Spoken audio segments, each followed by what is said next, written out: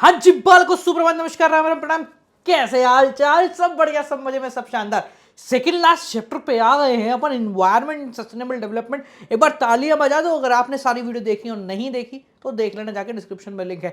Telegram channel join जरूर करना भैया, मैं वापस बोल रहा हूँ, अंतिम बार बोलूंगा, इसके बाद ज्यादा नहीं बोल पाऊंगा। पर हाँ, टेलीग्राम चैनल ज्वाइन नहीं किया तो दिक्कत हो जाएगी। चलिए तो शुरू करते हैं। एनवायरमेंट एंड सस्टेनेबल डेवलपमेंट, सीधी भाषा में अगर एनवायरमेंट के बारे में बात करें, एनवायरमेंट क्या होता है?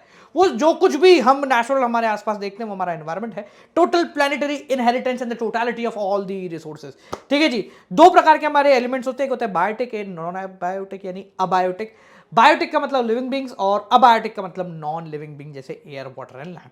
तो भाई एनवायरमेंट से रिलेटेड फंक्शन आप लोगों के बहुत ज्यादा पूछे जाते हैं कि एनवायरमेंट का काम क्या है भाई साहब। एनवायरमेंट हमारा काम है, एनवायरमेंट का काम नहीं है। तो एनवायरमेंट का काम क्या है? सबसे पहला, ये हमें रिसोर्सेज सप्लाई करता है। सेकंड, जो हम वेस्ट करते हैं वो एसिमिलेट करता है, यानी खत्म करता है उसको।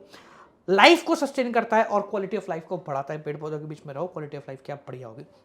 अब एनवायरमेंट की कुछ कैपेसिटीज हैं। सबसे पहले आता है carrying capacity of environment. Carrying capacity का मतलब क्या होता है? सिंपल भाषा में समझना, एनवायरमेंट रिसोर्सेज खुद बनाता है। पेट्रोलियम तेल वगैरह आपने देख रहे हैं कि एनवायरमेंट खुद बना रहा है, तो वो एक टाइम लेता है उसको बनाने में।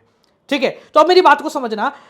कैरिंग कैपेसिटी का मतलब है कि आप उस रिसोर्स एक्सट्रैक्शन करो पर अप टू अ लिमिट, जब तक एनवायरमेंट उसको वापस बना ले। यानी कि it refers to the capacity under which the environment is able to perform all its function without any interruption. बिना किसी इंटरप्शन के वो सारे काम कर रहा है। सीधी भाषा में बोले तो carrying capacity refers that resources extraction जो हम करते हैं should not go beyond the limit या beyond the rate of resources generation, जो कि अभी बहुत आगे निकल चुका है। इसके बाद आता है एब्जॉर्प्शन कैपेसिटी। आप जानते हैं कि जो वेस्ट हम लोग करते हैं, चाहे नेचुरल हो, चाहे प्लास्टिक्स हो, या कुछ भी हो, उसको एब्जॉर्ब एनवायरमेंट की तरफ, पेड़ पौधे, जमीन में चला जाता है सब कुछ, है ना।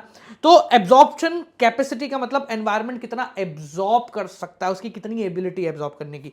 यकीन मानिए कि अगर हमारा एनवायरमेंट 1 किलो प्लास्टिक एब्जॉर्ब करने में 10 दिन लगाता है, तो उतनी देर में हम 10 लाख किलो प्लास्टिक बना देते हैं। तो हम बहुत आगे निकल चुके हैं, एनवायरमेंट को खत्म कर दिया हमने। ठीक है, अब बात करते हैं एनवायरमेंट का क्राइसिस, कि भाई एनवायरमेंट खत्म हो रहा है तो क्यों हो रहा है। सबसे पहला भाई, पॉपुलेशन बढ़ रही है। पॉपुलेशन बढ़ रही है, हर एक एक्स्ट्रा यूनिट बंदा जो आता है वो खाना मांगेगा, तो उसको रिसोर्सेज चाहिए। इंडस्ट्रियल रिवॉल्यूशन, हम मशीनें बनाए जा रहे हैं, हम फैक्ट्रियां लगाए जा रहे हैं, मतलब समझ में नहीं आता कि क्या बोतलें खाएंगे या लोहे के पेच खाने वाले हम। एक्सट्रैक्शन ऑफ रिसोर्सेज, हम रिसोर्स को इतनी स्पीड में निकालते हैं, रिन्यूएबल हो या नॉन रिन्यूएबल हो, कि वो एनवायरमेंट इतनी जल्दी बना ही नहीं पाता। नेक्स्ट आता है एफ्लुएंट कंजम्पशन। पहले हम जरूरत के लिए कंजम्पशन करते थे, अब हम दिखाने के लिए लग्जरी गुड्स पे कंजम्पशन करते हैं, जो कि एनवायरमेंट को बहुत बुरी तरीके से खत्म करता है। 4 प्रकार के पोल्यूशन होते हैं, सब जानते हैं, उसको मैं ज्यादा डिटेल में नहीं लूंगा। एयर, वाटर, नॉइस और लैंड। ठीक है जी, ये 4 प्रकार के पोल्यूशन आप बचपन में पढ़ चुके हैं, तो मुझे उसमें कोई दिक्कत की बात नहीं बार बार पढ़ाने में। ग्लोबल वार्मिंग जरूर एक ऐसे पॉइंट है जो कि पूछ लिया जाता है। ग्लोबल वार्मिंग का मतलब क्या है? कि नेचुरली या ग्रेजुअली इंक्रीमेंट जो आ रहा है एनवायरनमेंट के टेम्परेचर के अंदर, उसको हम बोलते हैं ग्लोबल वार्मिंग। ये क्यों होता है? ये इसलिए होता है क्योंकि CO2 या CFC या मीथेन, यानी कि ग्रीन हाउस गैसेस जो हम एक्सट्रैक्ट करते हैं, हमारे इधर उधर से निकलती है, चाहे वो फॉसिल फ्यूल से हो जाए या किसी डिफॉरेस्टेशन से हो जाए, तो उसको एनवायरनमेंट नहीं एब्जॉर्ब कर पाता। इस वजह से जो आपका ओजोन लेयर है उसमें डिप्लीशन आ जाता है।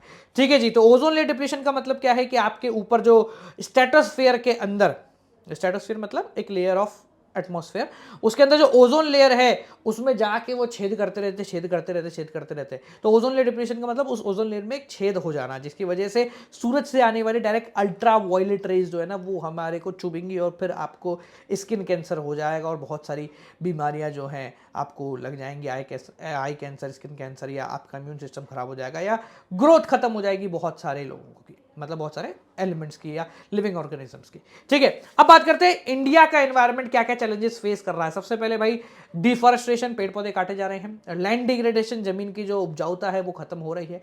सॉइल इरोजन, सॉइल इरोजन का मतलब होता है टॉप लेयर है ना, जो टॉप मोस्ट लेयर, जो अपर लेयर ऑफ सॉइल, जिसके अंदर सारे न्यूट्रिशन होते हैं, वो खत्म हो रहे हैं। इसका बेसिक रीजन क्या है? हम रोड बनाते, तोड़ देते, बनाते रोड, तो हमारी जो मिट्टी है ना, बेसिकली वो बहुत फ्री हो गई है। बायोडाइवर्सिटी लॉस है, बहुत सारे जानवर हैं जो अपने हैबिटेट को छोड़ते जा रहे हैं। जो हम देखते हैं ना भाई, पहले सब वहाँ रहते थे जंगल में, अब कहाँ आ गए? सब रोड पे आ गए। तो ऐसा नहीं है कि वो रोड पे आए, ऐसा है कि हम जंगलों में घुस चुके हैं। ठीक है, इसके बाद आता है आपका सस्टेनेबल डेवलपमेंट। सस्टेनेबल डेवलपमेंट का मतलब आज कमाओ कल के लिए बचाओ। कैसे कर सकते हैं सस्टेनेबल डेवलपमेंट?